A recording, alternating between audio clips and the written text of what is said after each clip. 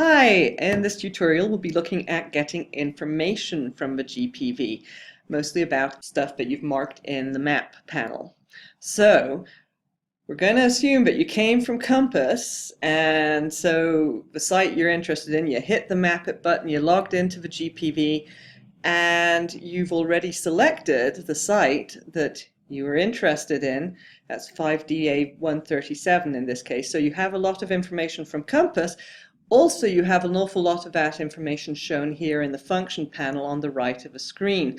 Amongst other things, the eligibility, recorder, date, and you also have the option to view the Compass record, or in the Summary tab, you have the option, if the site has already been scanned, to view the nomination or site form, depending if it's available or not. And let's see, I clicked that. Oh, didn't click it hard enough. There we go. So we have a copy of 5DA137 available.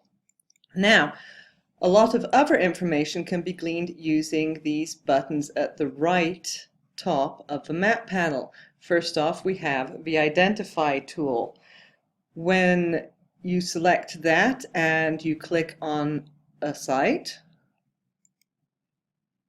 a little pop-up box will appear to the left. Again, you have the option of going back to the Compass record.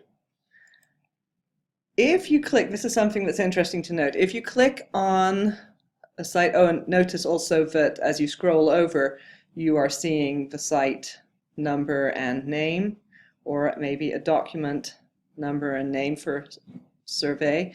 If you click on the site number there, you'll notice that you also see the site number and the survey if the two areas overlap. Now, this does not necessarily mean that the site is actually associated with the survey.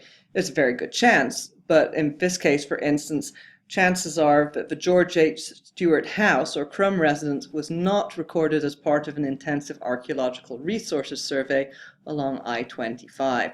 So just keep that in mind.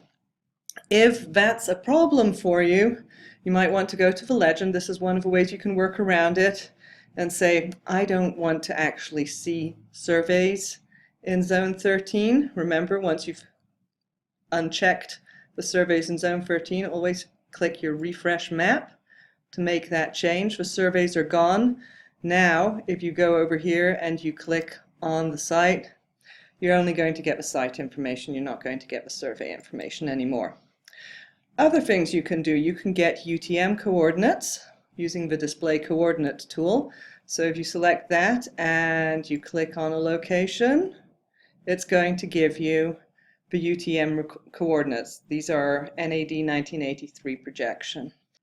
It's Northings first and then Eastings. So the next thing we have, you could put coordinates all over the place if you wanted to. And then you have the option of erasing them. So erase coordinates. Now if you select that, you'll notice it got rid of all of the coordinates. So use with care. Your next option is measure area. So perhaps you want to know the size of an area your sites are in. And you can do that by clicking and moving and then clicking again. You'll notice that the area is in the middle of the shape. Double click to end that measurement. Finally, we have the Measure Distance tool, which will allow you to measure the distance between different areas. You can do this with a number of lines.